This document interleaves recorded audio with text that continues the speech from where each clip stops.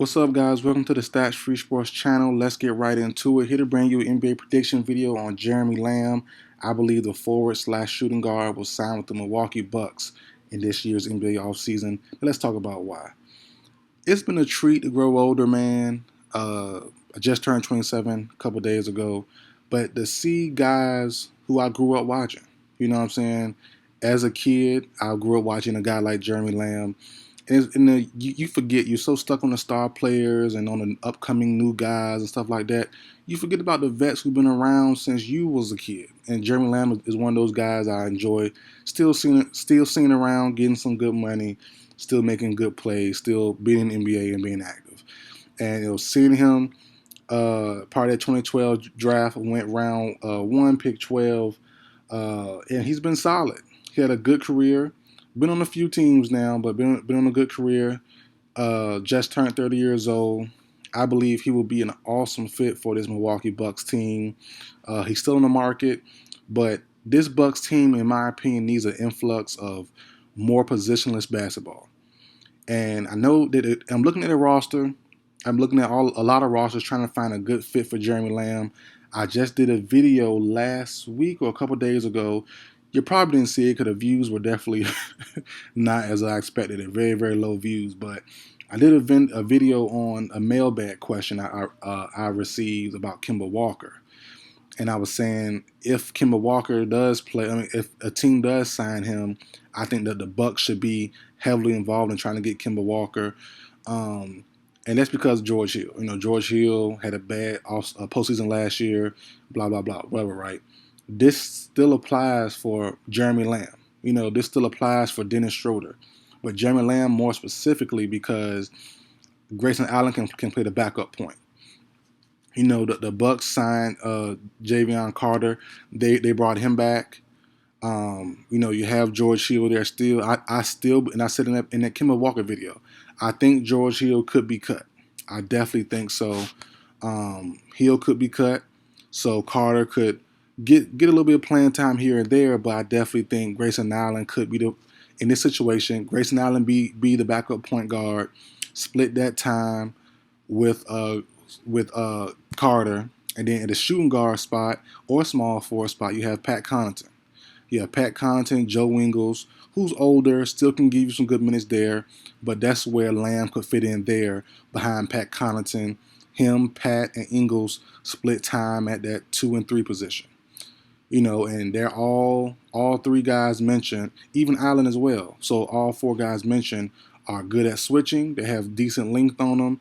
Lamb, like I said, he's not playing as he once was a couple of years ago. Back in 2017, 2018 was one of his better years, but he's not playing that well. But he's still a good three-point shooter. He's still an overall decent scorer, but his size, his defensive switchability is what's key. 6'5" with a 6'11" wingspan. Joe Ingles, not fast, not athletic, but he can definitely get to his spots. He's a vet defender. You got Pat Connaughton, who I love since Notre Dame days. He's also the same way. Some good wingspan on him, and Grayson Allen, some decent size and good switchability between the 1 and 2 positions. So I definitely think George Hill could be out of there. Marjon Beauchamp, I've been following since high school, and he didn't play college at all. He then went to the G League, whatever. I think he might not be ready yet. Might go back to the G League for the Bucks squad, play down there a little bit. Might have more like a two-way situation with him. I think Lamb could be the vet you need for the playoffs. As I said, good three-point shooter. We already know what Chris Middleton do. We know what Giannis do and Drew do. But the guys around him have to be more switchability. And not including Wesley Matthews. I forgot about him. Same as well. Good vet, good three-point shooter, plays his role great, and also can switch between the 1 and the 3. So Lamb adds to that. He adds more depth. And, having more guys like a Wesley Matthews, like a Joe Ingles, two guys who are older, who could be more injury prone than these young guys. You need depth everywhere, you need good depth everywhere. And Lamb would be some great depth to have as your potential third or fourth guy at your guard and forward spot.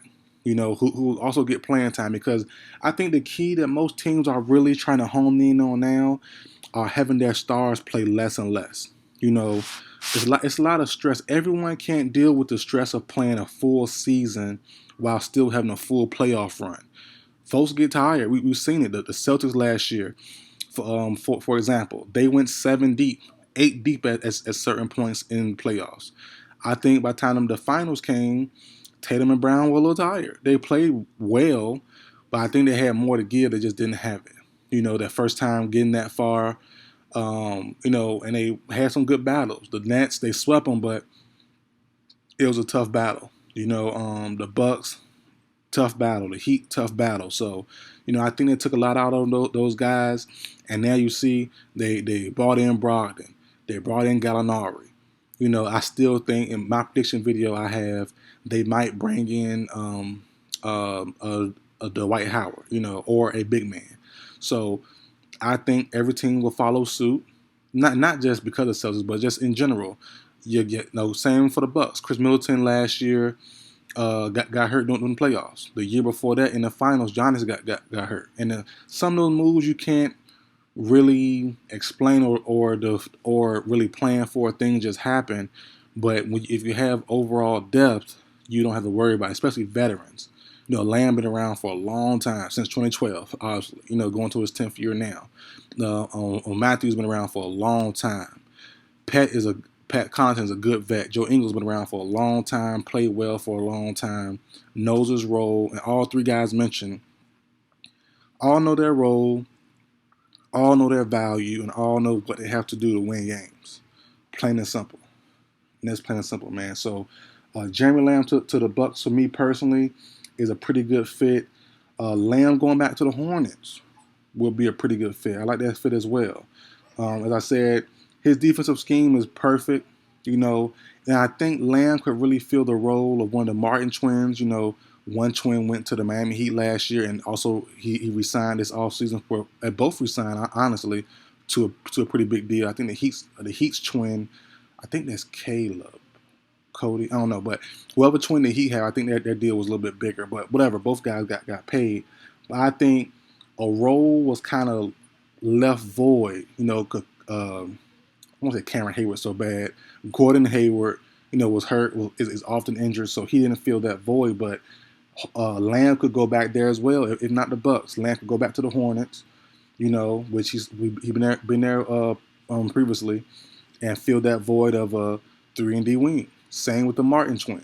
They had both Martin twins. They filled that role perfectly. One got traded away.